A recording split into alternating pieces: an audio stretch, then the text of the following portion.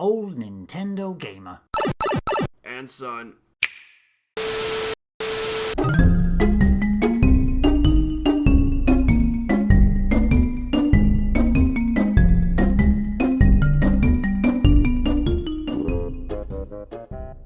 We're not going to do our recent games this week. We're going to move straight on to our big topic of the week, which is, as this is the 64th episode of N-E Café, we're doing an N64 retrospective. And we're going to start off by breaking down the history of the N64. So I'm going to read something from Wikipedia to you first of all, and then I'll ask you a couple of questions about your history with it. So Nintendo had, back in 1993, competition from long-term rival Sega. It's nice reading this now, knowing everything that's happened afterwards, foresight and all that. And relative newcomer Sony, boys on the market, never thought PS1 would take off, but it did. But it emphasized Nintendo's need to develop a successor for the SNES, or risk losing market dominance to its competitors.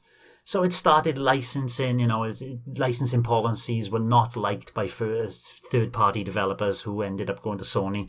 But in 1993, Nintendo struck a deal with Silicon Graphics, if you remember this, boys. Hiroshi Yamauchi, who we mentioned already, in early 93, signed an initiation called Project Reality, which by 1996 would turn into a fully playable N64. It was released in June 1996 in Japan, came out in September 1996 in North America, and it wasn't until the March 1997 that it finally came to Europe and Australia. The PAL version was 9 months after the Japanese version. In Japan, there were 300,000 units which sold out on the first day. It launched with 2 games in the United States, Pilot Wings and Super Mario 64. Cruis'n USA was supposed to arrive on the launch date, but it was delayed because Nintendo's quality standards were not met. So there's 2 games in. And when it came to Europe, we had a few more games, didn't we? I believe Star Wars Shadows of the Empire was on at release and everything as well. So games that have already subsequently then been released later in Japan and in USA got quite quick ports across to the PAL systems. So March 1997, I was in university. I am old. I'm trying to think which year I was in. Was it the first? It must have been the second year. I can't remember if it was the first. It might have been the first year of university. Anyway, it doesn't matter when it was. Second year of university. I got my N64, but I'm more interested in your first kind of impressions of the N64, your first hands-on. How did you get it and when did you get it? Greg. Well, when the N64 came out, I would have been 9. Coming close to 10, so I kind of feel like I was that sort of like perfect age where like things were like exciting, and the transition from 2D to 3D was just like mind blowing. But it wasn't until Christmas '97 that I finally got my hands on the N64, and it was actually completely unexpected because like my parents were kind of pretty old school, and it's like, we had the Super Nintendo and we had like 5 or 6 games for it, and like they always said, oh, you don't need a new console or anything, like, and you'll not be getting any more. So like at that age I sort of just accepted it, and it was like, that's fine. So my brother and I had asked for, it would have been FIFA 96 or 97 we'd asked for that Christmas for the Super Nintendo, and Christmas Day came and opened up this big box, and it was like, we opened up like the game sized box and seen it was FIFA 64, and my initial thought was, my dad's bought the wrong game. This is N64. We don't have an N64. Opened up the bigger box next to it, and the N64 was just like, oh, this is unbelievable. Like I rarely remember being as excited for anything in my life, but yeah, that was first taste of the N64 and seeing the controller, and we had an extra controller with it there as well. Just unbelievable. It's just a shame that the first game was FIFA 64. Yeah. But even then, like, we played it and it was like, I just fell in love with the console itself. I'm just always amazed that children will never twig with giveaways such as having an N64 game and not realising what the big box is. Nick, what was your first experience with it? I think it was quite similar, to be honest, though. I do remember just after launch, one of my friends who lived in Harrogate got an N64, and I remember playing Star Wars on that and being thoroughly unimpressed with it. But I wasn't a big fan of it, Star Wars at the time.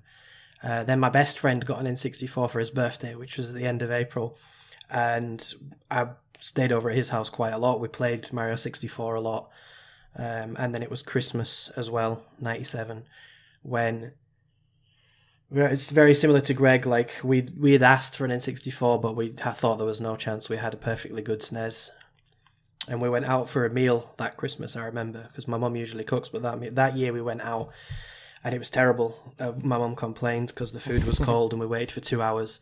But when we came back home, there was a big pile of presents in the living room. And yeah, it was an N64, another controller and a couple of games. And everybody's seen the N64 kid videos on YouTube. That was exactly what happened in our house. It was just like pure ecstasy, screaming.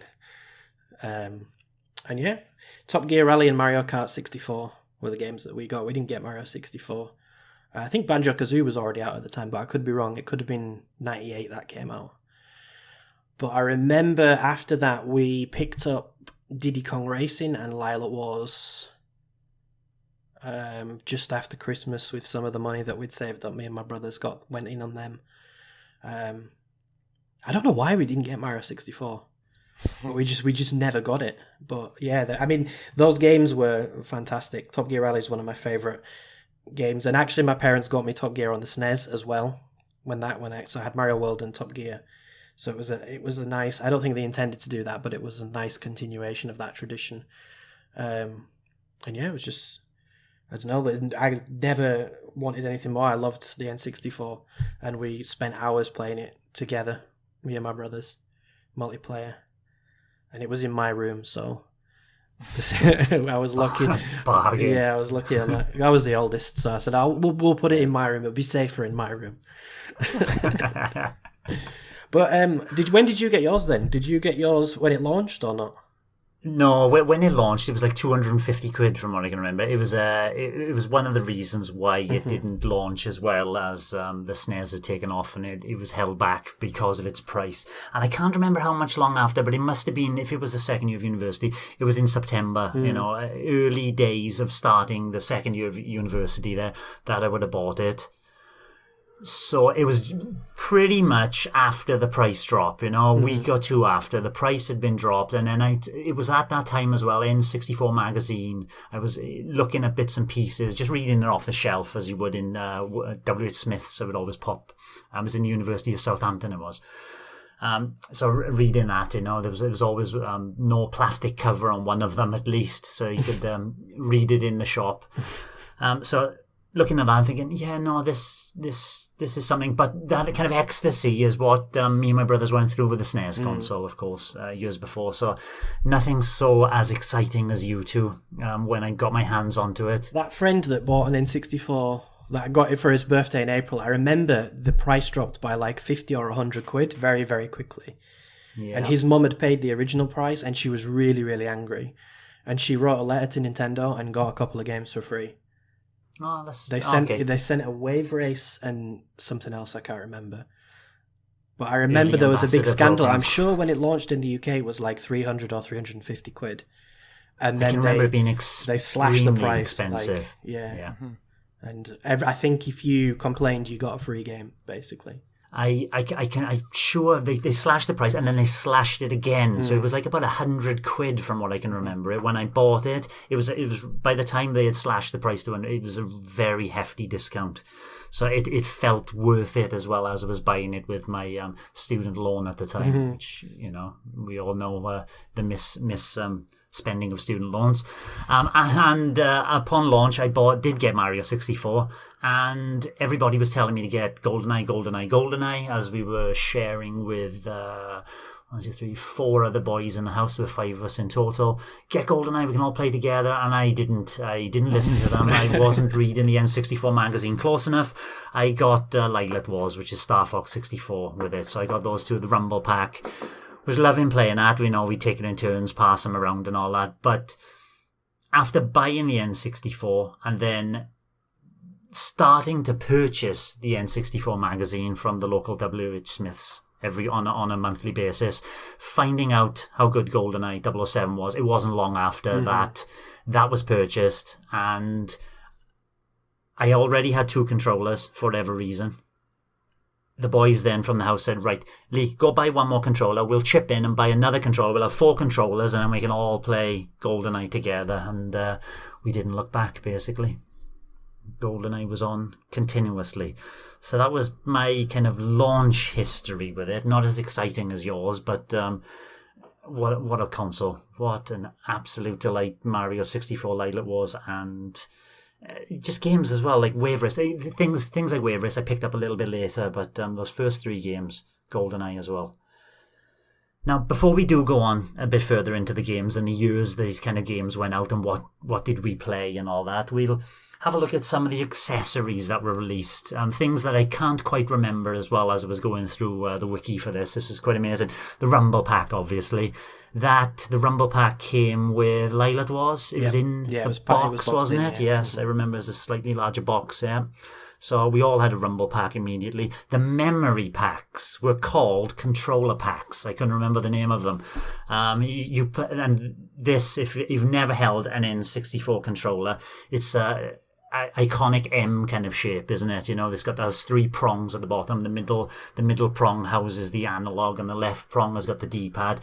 But in the bottom of the back is where you could plug accessories like the Rumble Pack and the memory card, which you would save your game data to, which is amazing. You had to change over, didn't you, for some games? There was the Jumper Pack, which came inside the N64. It was where the expansion pack would plug into later, but you had to have this black Jumper Pack in there, otherwise the N64 wouldn't work. It was just a bypass, basically. And then when games like Turok 2 came out, and Perfect Dark as well, I think the story mission of Perfect Dark needed this expansion pack. You could then pull the Jumper Pack out and plop the red-topped expansion pack into that RAM expansion memory slot, which is amazing. We all had that, I should imagine. Yeah. When did you first get that expansion pack? Donkey Kong, probably. I think it was with Donkey Kong 64. I can't remember when I had it. It was either with Donkey Kong 64 packed in or I with Donkey bought Kong. it separately for Perfect Dark, maybe. Can't remember when I had it. How about you, Greg? I actually got it very late. I think we're probably talking about maybe 2006 or something. Wow. Yeah. You didn't play the Perfect Dark solo missions? No, I had Perfect Dark. I remember Game used to have like a trade-in policy thing where you could like buy a game and you could trade it out in within 10 days for your money back or you could exchange it for something else. And I remember I'd bought, I think it was Wetrix actually for like $14.99 or something, and wasn't really feeling it. Took it back in and got Super Smash Brothers. And again, wasn't really enjoying it. I wasn't much of a fighting game fan. Like, obviously loved all the Nintendo characters being in it and stuff, but wasn't really a fighting game fan. So took that back in and picked up Perfect Dark, kind of with the intention of eventually getting an expansion pack. But like, money was harder to come by those days. So I kind of just played the multiplayer and stuff in Perfect Dark for a bit and never really got into it that much. But like, I didn't have Donkey Kong 64 at the time or like Majora's Mask, and so I didn't really have a need for an expansion pack. It was just Perfect Dark. So whenever like I was at university and like had a wee bit more money and eBay was there, I was able to pick up more N64 games that I'd missed out on back at the time.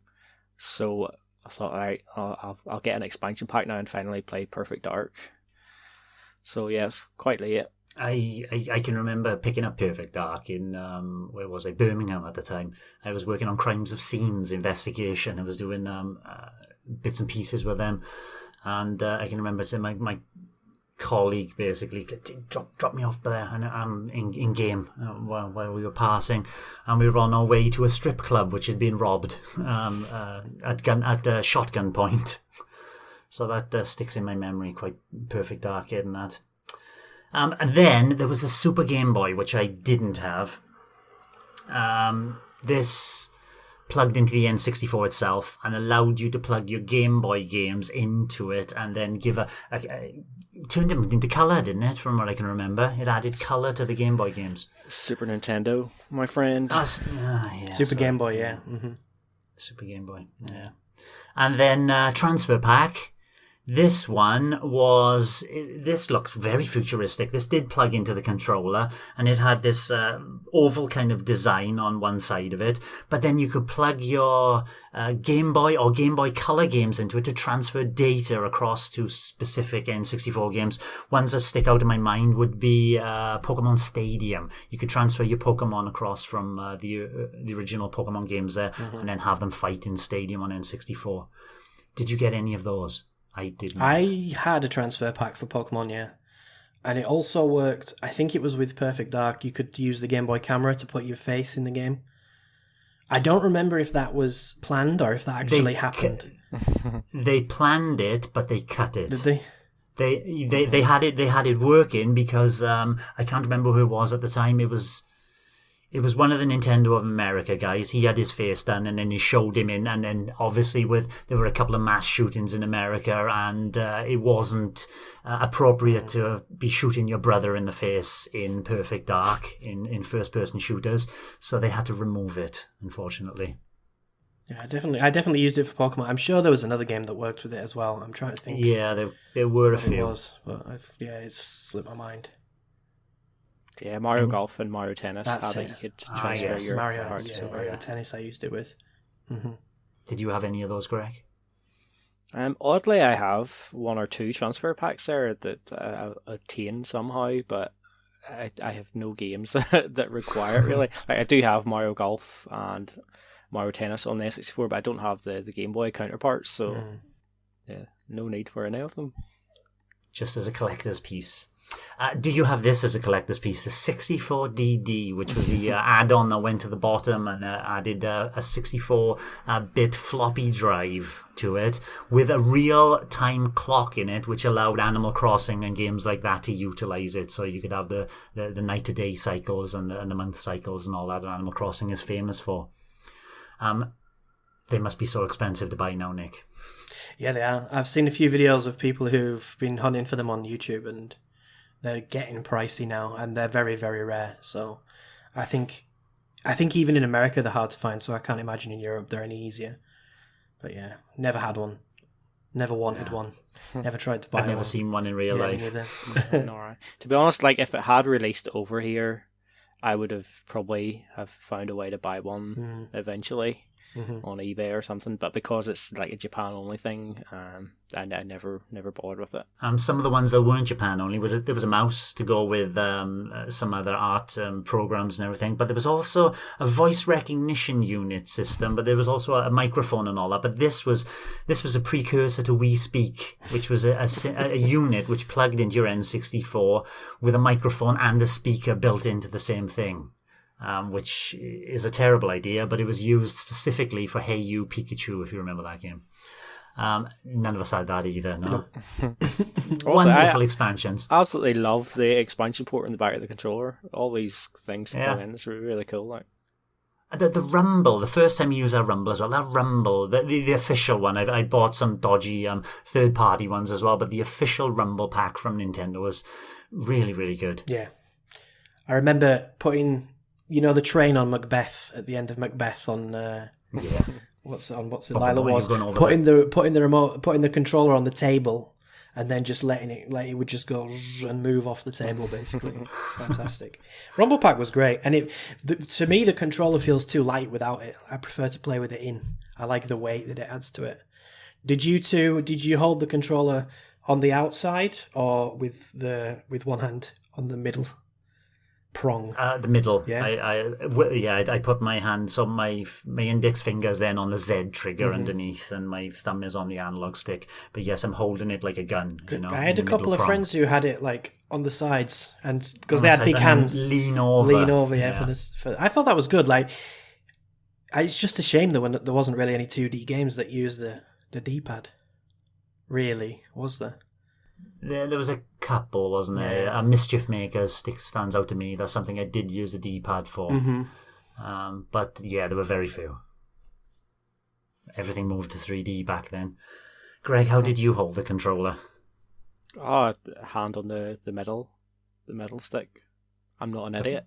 The proper way. To be fair, like I remember when we first seen like the controller in pictures, it would have been obviously in like 96 or 97 or something. Like, we didn't really have any, like, we had no gumption of like what analog was or anything, so we just seen that thing in the middle of the controller, and we were obviously used to the D-pad, and like we sort of theorized what it what it actually was. We didn't have a clue. Like, just looking at the pictures, I remember sort of thinking, oh, if your thumb gets sore playing with the D-pad, you can press that thing in the middle, and that's like make your thumb feel better. So whenever I actually whenever we got the N64, like and we played FIFA, it was just stuck with the D-pad because it worked with FIFA. Although unfortunately FIFA needed a controller pack, which we didn't have, and I didn't have one for years actually, so could never save anything in FIFA, which is no great loss, I guess. But it wasn't until playing Mario Kart in a local shop in 97 where I was forced to use the analog stick, and it was like, I never really looked back from then. How many, just out of general interest, how many controller packs did you end up with? Those are the memory cards. I must have had about six different ones, I think. And then you could buy different capacities of memory on them as well, especially the third-party ones went up quite large. I don't think the official Nintendo ones stretch that far. Yeah, I've got quite a lot of memory cards now, but back then, like I remember eventually only getting like a cheap third-party one, which had like a wee button on the back that you could switch between four different banks. So it was a wee bit temperamental sometimes. But I had that, but now I have like several of the official ones. Yeah, good times. Save about 2 or 3 games on them. Like I didn't get the Rumble Pack either until eBay was came calling. Like, so yeah, I was quite late to the party with a lot of that cool stuff. Nintendo do like their accessories, don't they? So it's nice to see that the N64 didn't get left out. It is no light gun. We didn't have a light gun.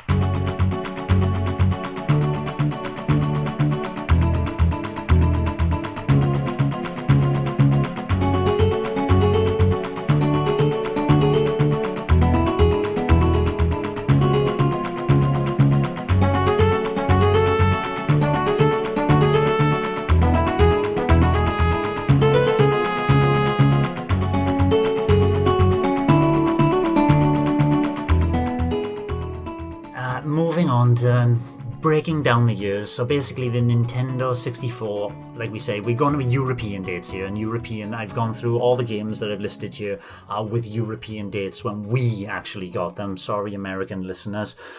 But it's all from 1997 all the way through to 2002 when the N64 then was discontinued following the launch of the successor, the GameCube. So starting in 1997...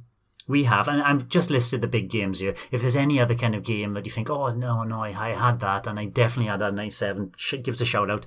But the big games that were launched in 1997, I'm surprised, 1997, what a fantastic year.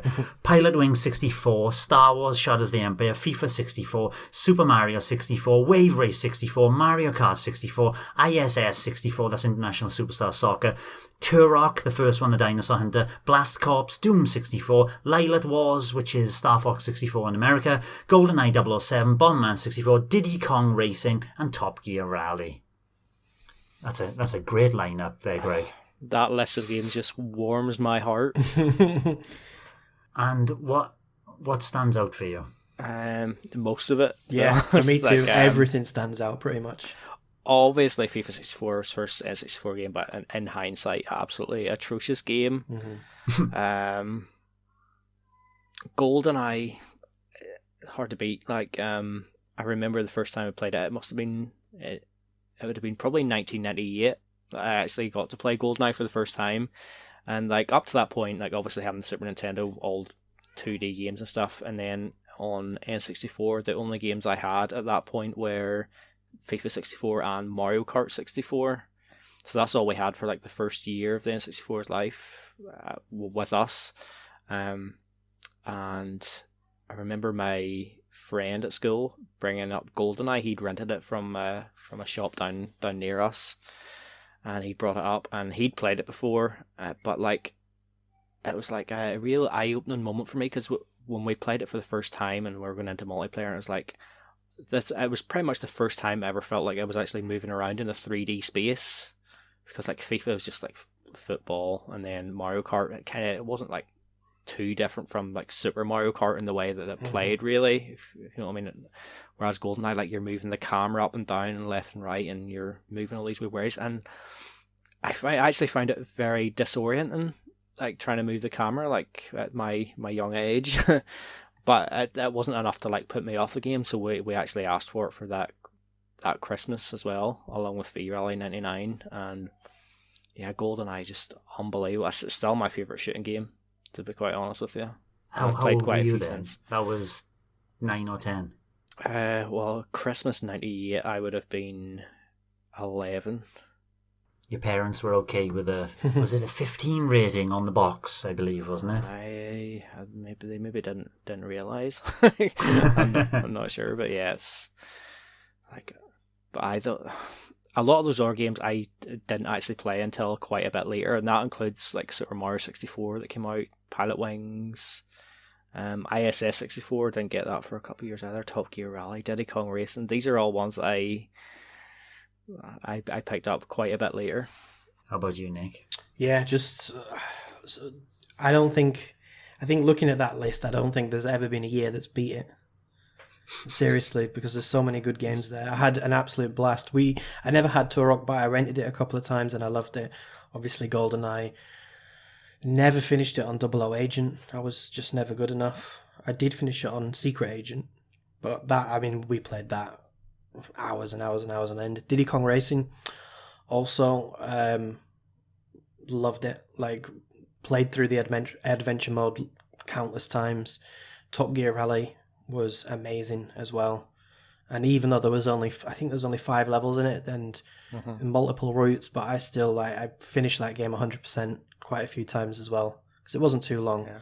I'd love it as well, and like the way there was only the few tracks, but then when you add in like all the different weather conditions and stuff to it, and go in reverse the opposite way around the tracks and stuff, I love that game. It was great. I think the only rally game I'd played before that was Championship Rally on the PC, which was 3D, but I don't know, Top Gear Rally always felt a lot better to me. That was like an official WRC game with some like real tracks. But no, Top Gear Rally was much, much better. Blast Corps, I had an absolute blast with that. Yeah, that was good fun. I don't think I ever got past the moon. I know there's some other planets that you can unlock as well, but I don't remember getting past the moon. That game was so hard. I couldn't do it as a kid. I could finish the Earth. I made it all right. to the moon from what I could remember, because a lot of these games I didn't pick up. But I'll tell you later. You had to activate all the satellites, I think, to get to the moon, which were hidden in a few of the levels. But yeah, Blast Corps was an amazing game. I was going to say, because like I cleared the game only a few years ago, actually, because it's another one I picked up quite late, and I didn't actually really enjoy it that much. But I don't remember getting to the moon or anything. I must just have like cleared the basic campaign and not realised there was any extra stuff, or not been bothered that there was any extra stuff. It's been so long now since I played it. Is it on Rare Replay, that game? I'd love to go through it again just to see. But yeah, and to see how it holds up as well, because I'm sure it doesn't one of hold Rare's up that earliest well. games. No, but the idea and the execution on the N64 were absolutely fantastic. Such a good idea. There's not really been a game like it since, to be fair. Still love it. ISS, I got FIFA 98 as the first football game, which was good. I enjoyed that a lot.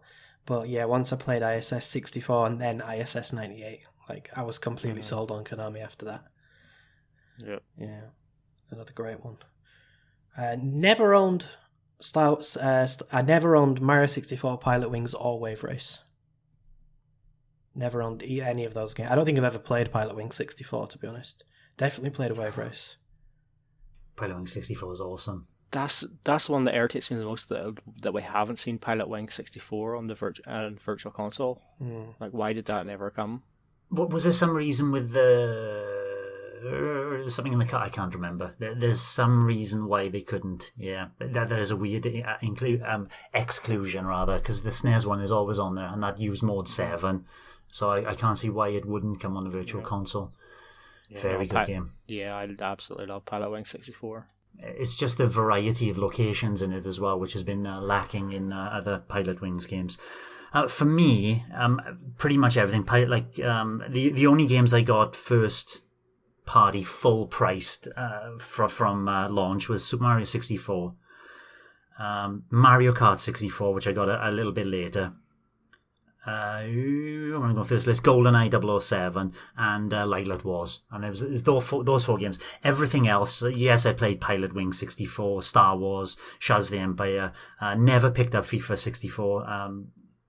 Even things like Diddy Kong Racing, they were always picked up later in bargain bins. You know, the game. I can remember picking up some of these games for like a £5 in Woolworths or whatever, and you know, no box or anything, just the cart is there for a £5, and I pick them up and play them. So Blast Corps is one of those. So probably because it was picking it up for a £5 at a later date, I never did get through to the moon.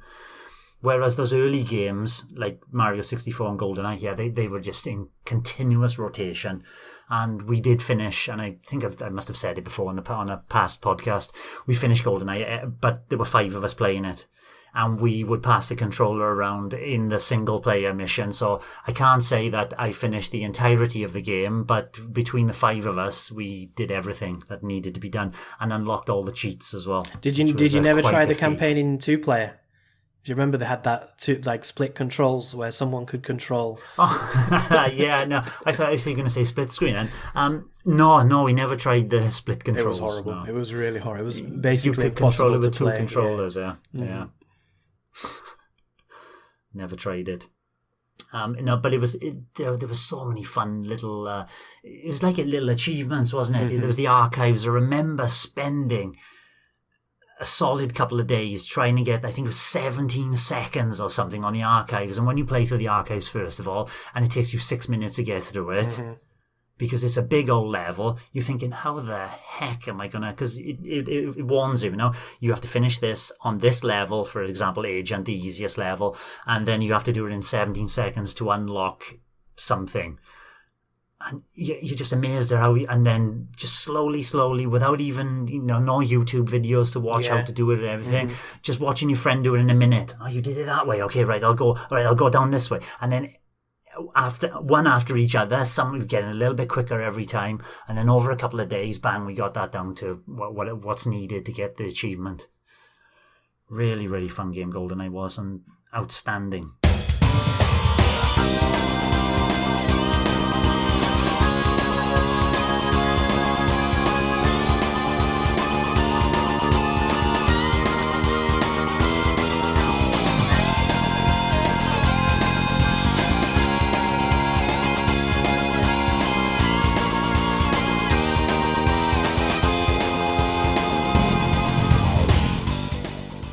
Right, on to 1998 then, boys. 1998 wasn't such a good year as 1997, but can anything ever be? We have Yoshi's Story, Banjo-Kazooie, Kobe Bryant and NBA Courtside, which I have a lot of time for. That was a good game. ISS 98, F1 World Grand Prix, which I spent far too much time on, and even bought a steering wheel for. Wow. Just particularly that game. Body Harvest, 1080, F-Zero X, Ocarina of Time, and Turok 2. Still a fantastic year of fantastic titles there, Greg. I'd kill for a year like that nowadays. Yeah, Banjo-Kazooie, it's like the first name that just bounces off the list there for me. I remember there was a store in our local town called WizKids, And like I was maybe too young to sort of like properly appreciate it at the time. It didn't really seem to stick around for long, but it was like it had like lots of like retro games, and like it would have had like Mega Drive, Super Nintendo, Master System, all those sorts of things, as well as like having new games, like obviously for the N64 and PlayStation and stuff. And I remember being in there one day, and like they had wee TV screens up in the corner, and Banjo-Kazooie was playing on one of them. You know, like sort of like if you leave it set and it just goes through like the sort of like the demonstrations of like parts of the levels and stuff. And I was just absolutely blown away by what I was seeing. Like it just looked so amazing. And when I eventually got Banjo-Kazooie, it's best platformer on N64. And it's honestly it's probably one of my favorite games ever. Just the characters, the level design, just everything about it. Like even like the amount of collectibles and stuff. It struck the perfect balance between how much there was to like collect in the levels and what there was to see and do, and the variety of stuff. Absolutely magical game, and obviously Rare went a wee bit overboard with the sequel, and all their games were like they became too much like collectathons and stuff, but Banjo-Kazooie just was perfect. F1 World Grand Prix, probably didn't play it for a couple of years after this here, but like not being a big F1 fan or anything, like even so, like I thought this was a brilliant racing game, and it looked really good. I still remember like the adverts and stuff on TV, like they were like, oh, let's see that again, and it's like some sort of replay thing, like, but it looked really realistic. Yeah. I just running at 15 frames a second. Like I remember seeing screenshots and thinking, oh, that looks like a photograph nearly, like, and you sort of laugh at it when you think about it now, but amazing.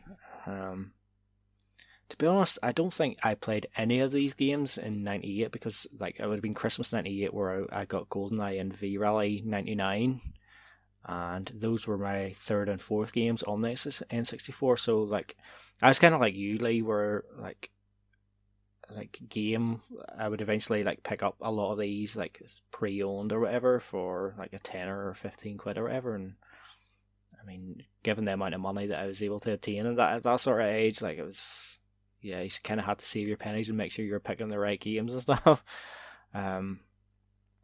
But I eventually picked up stuff like 1080 and F-Zero X, Ocarina of Time, obviously one of the best games ever.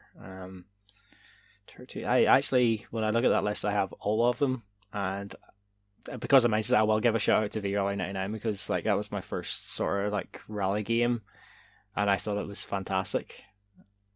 I really enjoyed it. I know there's stuff about like the control of the cars feel a bit like floaty and stuff, and if you clip something you're spinning like crazy, like, but I had a really good time with it. Nick? Yeah, 98 was pretty good. I never had Yoshi's Story. I didn't either. No. Or NBA Courtside, or Body Harvest. 1080 I only rented. But I did have the rest of them. Banjo-Kazooie, I think I remember not long after it came out, my friend again, that friend who had the N64, he got it for his birthday in April, and I think we got it in May, because I still wasn't reading N64 magazine back then. It was that year, 98, when I started reading it, just before Zelda came out. F1 World Grand Prix I remember I got for my birthday, because that was out just around my birthday, September. And then when I turned 12, I started doing a paper round, and the first game I bought with my money from my paper round was F-Zero X, which I don't regret. Wise man. Yeah, fantastic game. And then Ocarina of Time, I'm pretty sure I got that for Christmas, because that was when, like, the end of 98 was when I was like becoming obsessed. You know, I was getting N64 magazine every month and just reading it from cover to cover, like trying to find out what the good games are, what the best games are. But obviously not having enough money to buy all the ones that I wanted. So I had to be very sort of careful. And I remember F-Zero X getting a really good review and just looking unbelievable. So yeah, I was very happy with that purchase. Turok 2, I think I rented that as well. I don't think I owned it. I could be wrong. I really can't remember.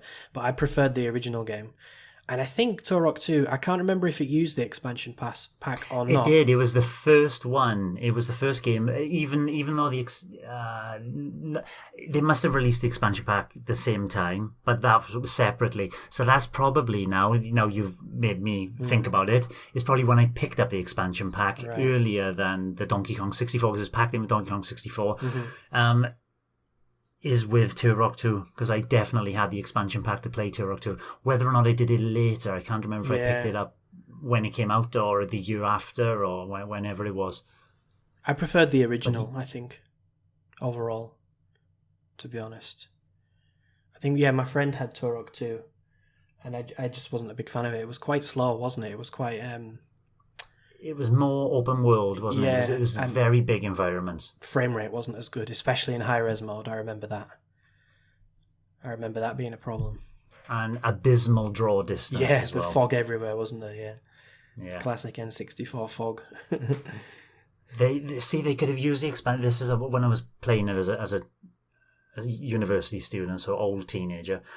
They could have used this to drop the fog back instead of putting HD visuals. They could have used the extra power to give it a bit more draw distance, which would have been more beneficial, I think, for the game. But I did like my time with that. Other ones that stand out for me, Kobe Bryant. We haven't talked about that, but that I do like sports sims. Madden was always a popular with me on the Amiga when I was with my brothers back in the SNES kind of days. And Kobe Bryant and NBA Courtside, they just looked stunning, visually stunning, like Greg's recommendation of F1 World Grand Prix back then. You could be driving down there and the chain link fence. Oh my God, they had the chain link fence crosses, They never had anything like that in a game before. And when you passed, everything felt so solid and real. NBA Courtside was one of those photoreal... You look at it now, and of course it's not. But back then, it was a photorealistic game from what we had seen before. And played... like a simulation more than an arcade basketball game. Very, very smart. It felt like to me, after playing ISS 64, it felt like the ISS 64 basketball games. It was that good. So I played that a lot, especially with flatmates in university. So a lot of my purchases were for multiplayer mayhem. But there was the odd occasional one like F1 Grand Prix that was just for myself, of course. And Body Harvest, I think I picked that up at a later date, but that was DMA. We were the precursor to the GTA 5 developers now. And that, I thoroughly enjoyed it. Open world shooting game. Fog in that was horrendous as well, as usual. But yes, 1080 and F-Zero X. F-Zero X was like a day one purchase for me because I was deep into N64 magazine at that time as well. And finding out that was coming out and looking at it and thinking, right, I need this. But 1080 was a little bit of a later. That probably was 1999 when it was a bit cheaper as well. Ocarina of Time, day one. Yep. Anything else about 1998 before we move on to 1999? It's what I look back on as my favourite Christmas of all time. Nice.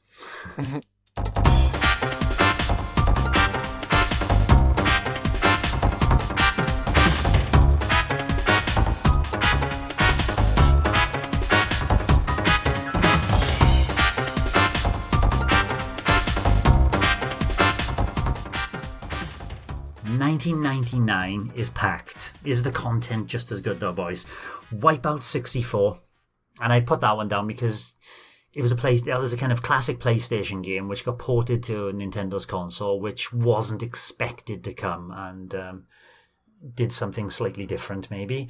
Star Wars Rogue Squadron came out in 1999. Virtual Pool 64, I had fun with that. Mario Party saw its first of the franchise appear in 1999. And then I got a joking one, Superman, released in 1999. Admonished as the worst N64 game, or one of the worst games ever made. Command & Conquer Shadow Man, which is going to see a remake and a remaster on the Switch, is still being made. Beetle Adventure Racing, which it's got a bit of a cult following, that one. Mario Golf Hybrid Heaven, another cult following game. WWF Wrestlemania 2000 started off I can't remember which developer it was for that one. It changed It was developers, Aki, didn't it? who did WrestleMania 2000. Aki. They were the better ones, Yeah. weren't they? It had taken it away from Activision, was it? Yeah. Taken away from Acclaim. It was Acclaim who did Acclaim, Warzone and that's it, Attitude. Acclaim, you're right, yeah. And Which weren't so good. no, they weren't.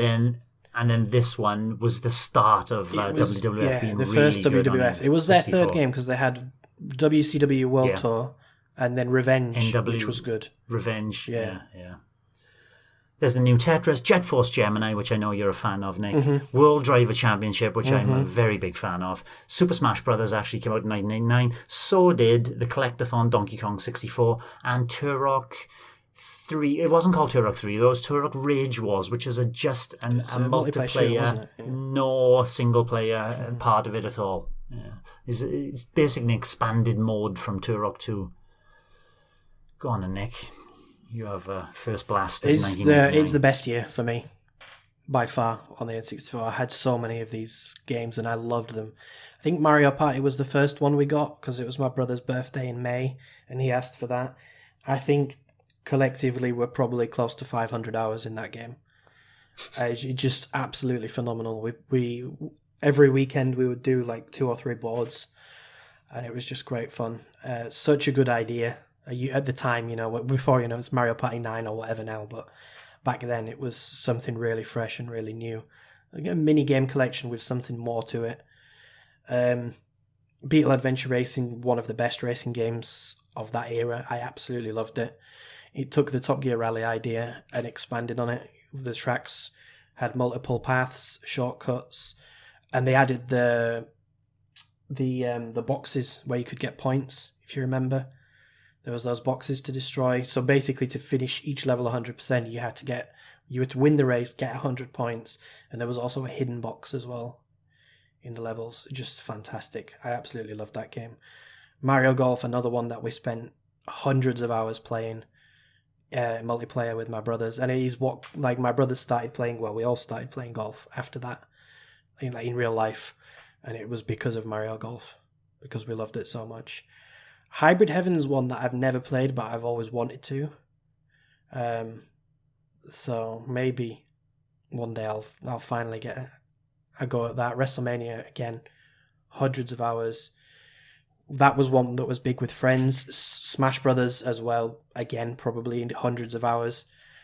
I remember going to, most of us in school owned Smash Brothers, and whenever it was somebody's birthday or somebody was having some kind of party and there was like 4 or 5 of us, we'd always play 4-player Smash Brothers. That was amazing. World Driver Championship, like you said, I think that is probably the best racing game on the N64. The thing I liked most about it was the sort of the design of the tracks, because there was nothing real in that game. It wasn't any real tracks, but they kind of had different cities, didn't they, in different countries, and everyone felt different. And I love that game so much. Jet Force Gemini, probably after Ocarina of Time and Majora's Mask, probably my favourite N64 game. It was a bit of a cult game. I don't think many people like it, and I'm sure playing it now is a horrible experience, but I enjoyed it back in the day. Yeah, I loved it back in the day. It was... I remember my friend who had Goldeneye used to say, like, oh, why is it third person? It should be a first person shooter. But I don't know, I kind of liked the third person aspect to it. He hated the controls and he couldn't get used to it, but I always loved it. I loved the world that it took place in, and all these different planets and levels and stuff. I thought it was really cool.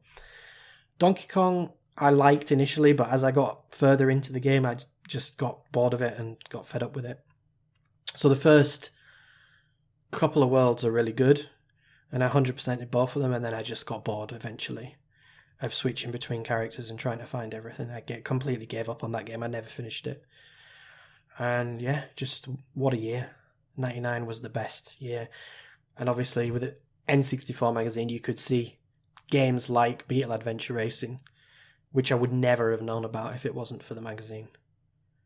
And I'm so glad that I ended up picking it up. I still remember buying it and taking it home and just being like, this is pretty good. And it was weird because it wasn't a full screen game. If you remember, it had those massive black borders around it, and it was like... Yeah. I never understood why that was, but probably so that it would run a bit more smoothly. Yeah, it's for the PAL stuff in it, yeah. It's got a terrible font. It does have a terrible font, I agree. The font is like very, really, really, really bad. But what a game. I'd love to go through that again. 99 for me was the cream of the crop on the N64. Absolutely loved it, start to finish. 99 was the year I met my wife, and I got her into playing N64, especially Mario. She didn't take too much of Mario. She loved Donkey Kong 64. It was probably because it felt a bit easier and was open. There weren't so many enemies in the open world, and then if there ever became a difficult banana to collect or whatever, I'd be collecting it for her. So I played through that game twice. 100% And you still twice. married her. Shocking, isn't it? Greg, how's your 1999? Well, I would say 99 would have been a great year for me, but it wouldn't necessarily have been because of those games, because when I look through the list of games there, I think the previous 2 years would be much, much stronger for me, but it wouldn't have been until 99 that I maybe would have been playing some of those other games from the previous years.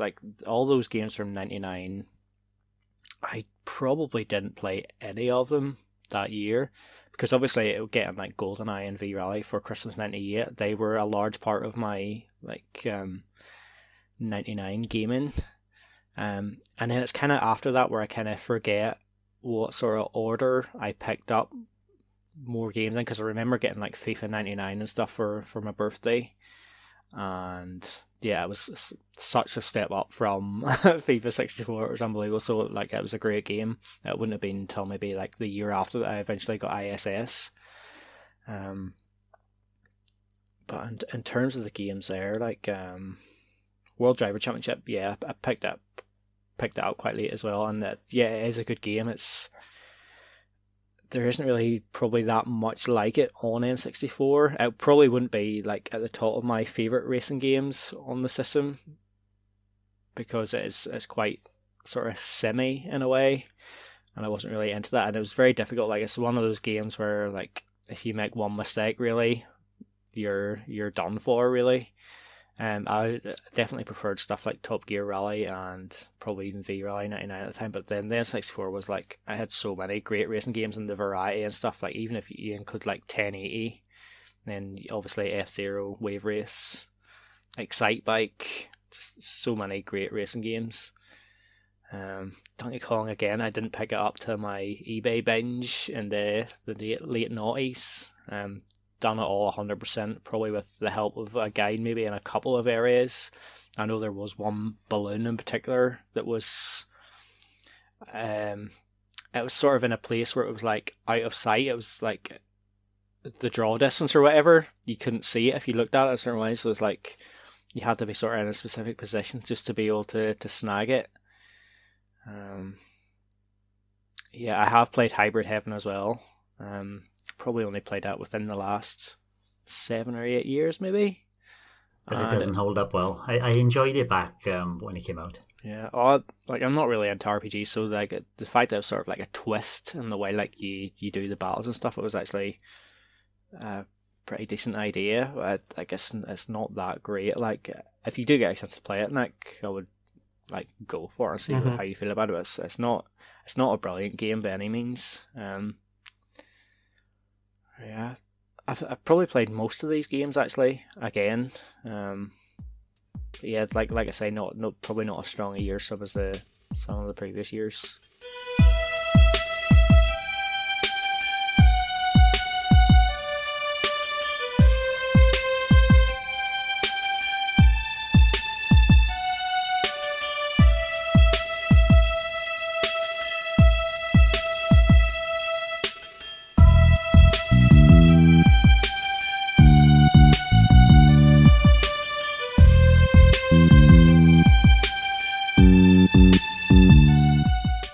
So moving on to 2000, 2001, which we lumped together, Resident Evil 2 came out, and I remember getting that full-price premium cartridge because it had more memory in it.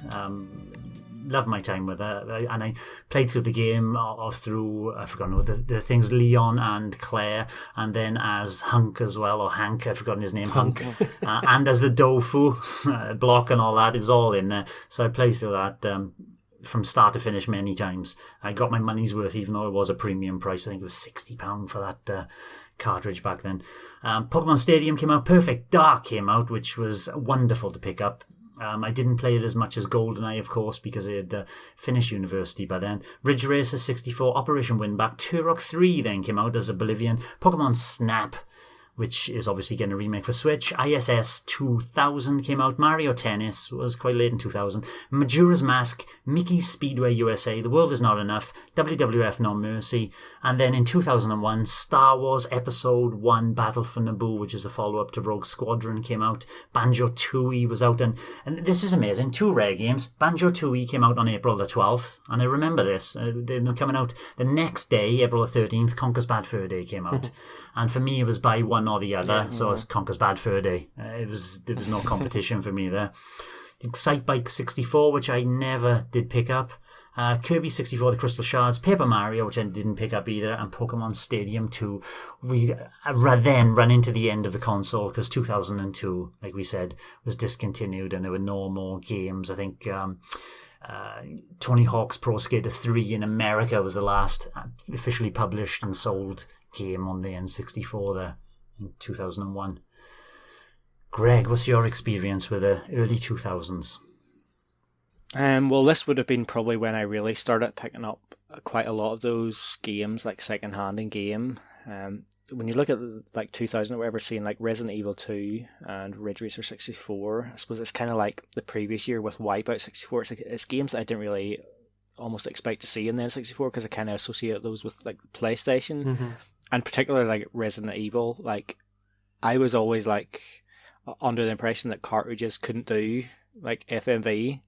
That's kind of, so it was very surprising to see that there was a game coming out with FMV in it, and even like the intro to Ridge Racer 64 has a wee bit of FMV, and it's like, wow, it felt kind of mind blowing at the time in some ways. But yeah, like The World Is Not Enough. Obviously, it doesn't get like the recognition that GoldenEye does, and obviously this one's made by EA, but it's actually surprisingly good. It's one of the better Bond games I've played, and it having like voice acting and stuff in it was like, it felt like a step up in some areas. But I kind of always associate it with being ill, because I remember being like at school one day, and my brother's a wee bit older than me, and like I came home from school and he'd bought The World Is Not Enough, and I was feeling like really, really ill that day. And like trying to play like this first person game with sort of like muddy sort of visuals and stuff, and it felt like it added to the illness. And any time I play it now and like hear the music or something, it almost makes me feel ill. It's really strange, like, but I do appreciate it. It is a very good game. Mickey Speedway USA it's not as good as Diddy Kong Racing for me. Like I bought it and I got rid of it. Like it felt a bit too bland or something in comparison, and I wasn't really into like the Disney characters or anything. But yeah, it would have been probably this sort of time where I got my first introduction to ISS. It would probably have been 64 that I got around this sort of time, and like coming from FIFA to ISS, it was just like, whoa, like why have I been like wasting my time on FIFA all this time? Like it's just so much better. That through ball button on the top C. You just hold it in just to the right moment. Yeah, can't beat it. And then like I was pretty much the same as you, Lee, with regards to like Conker's Bad Fur Day and Banjo-Tooie. Like despite being like so in love with Banjo-Kazooie, for some reason, like I wasn't feeling like I wanted to get Banjo-Tooie ahead of Conker's Bad Fur Day. And like even to this day, I'm not sure why that is, but in hindsight, absolutely the best decision that I made. And it was not a Christmas present. It would have been like Christmas 2001 or whatever. Like my my dad must have picked up Conker's Bad Fur Day for me, and I sort of think, a squirrel with like holding a pint of a drink on the front of the box and the big 80 and stuff, like, he just honestly just mustn't have understood what the game was about or anything, and I made sure not to play it when my parents were within earshot, because some of the stuff was a wee bit, a bit risky, but like, that's an unreal game. I absolutely love it, and I played it again a few years ago, and I still like was laughing in certain places, and just, it's a really good game, and I don't think it gets enough credit for its platformer, because like, I feel like the game actually plays really well, even now. I had like really good times, like nearly bringing a tear to my eye with some of this here. There's games that aren't on the list there, like I think in terms of platformer, Rayman 2 as well. I had a really good time with it as well. Played it again recently actually on Dreamcast, and it probably doesn't quite hold up as well now, but I thought it was fantastic back at the time as well. And I'm sure there's other games I'm forgetting there, but what a console, man. Was it 363 games? I can't remember the total. It's well over 300, but under 400 in total. Nick, what about your early 2000s? Yeah, just similar to Greg. Just I got a few of the games that I'd missed secondhand here. Ones from this time that I remember though, Mario Tennis was fantastic. I remember spending a lot of time playing that with my brothers. ISS 2000 was the one which had a story mode, wasn't it, or a career mode? A wee RPG type thing. I only rented that. I had 98. I owned 98, but I rented 2000. I never ended up buying it. I rented a lot of these. I rented Mickey Speedway USA, and I hated it. I also bought Conkers and rented Banjo-Tooie, and I really didn't like Banjo-Tooie. I can't remember what exactly it was that I didn't like about it. I thought this was the first time that I clocked on that the multiplayer was really tacked on and wasn't necessary. That sort of FPS multiplayer they had. Didn't enjoy that. Well, for me, Banjo-Tooie was way too big, and it's a problem that I've had with like stuff like ukulele as well. I feel like you go into a level and like there's so many places to go, but you're constantly banging your head against the wall, because you'll come up and it'll be like, oh, you can't do this until you have something else, and you'll go to maybe try and see, oh, this is how I get the other thing, but I can't get that until I do something else. You're constantly just fighting against it, really, I found. And it's so easy to get lost. No, Banjo-Kazooie was perfect in that sense, because the levels were like packed with things to do, but everything was sort of compact, and it didn't take long to get from one place to another. I remember beating the whole game in like 6 or 7 hours on a speed run one time, and being pretty satisfied with that. I mean, Click Clack Wood is probably the biggest headache, but that's only because there's different ways to do it, isn't there? Different seasons. Yeah, I remember the first time, like, it must have been like 4 musical notes or something, and I could not find them for ages. And you had to obviously go between the different seasons to try and find them. Yeah, it's a great game, and even the quiz at the end and stuff, I really enjoyed that. Yeah, it is. I think it is the best platform, isn't it? On the N64, definitely. World is Not Enough. I thought it was great. I think I got that for my birthday. It definitely felt a bit more janky compared to Goldeneye. And it was a corridor shooter, where Goldeneye felt more open world, especially like on the snow level or whatever. You could go pretty much everywhere. You go over that, had to go that. You didn't have to do it. This was what EA would take the kind of 007 license down this corridor Call of Duty corridor shooter. I think they copied the GoldenEye style well enough with the objectives and everything. I mean, it wasn't just point A to point B. There was some stuff you had to do. I remember the first level, the bank, really clearly, but I can't really remember anything else from that game, to be honest. Don't shoot. I do remember enjoying it, though. I do remember having a good time. Majora's Mask, obviously. We talked about that a lot last week. Amazing. Yeah. No Mercy. Fantastic. Unfortunately, my cartridge was broken. Pokemon Snap I loved. Perfect Dark I think is probably the best sequel to any game I've ever played. I thought it was miles ahead of GoldenEye. I adored Perfect Dark. I put a lot more time into it. Did all the multiplayer challenges. Finished the game on the hardest difficulty, finally, in single player. I do think the story kind of drops off towards the end, and I'm not a big fan of the sort of boss fight in the last level.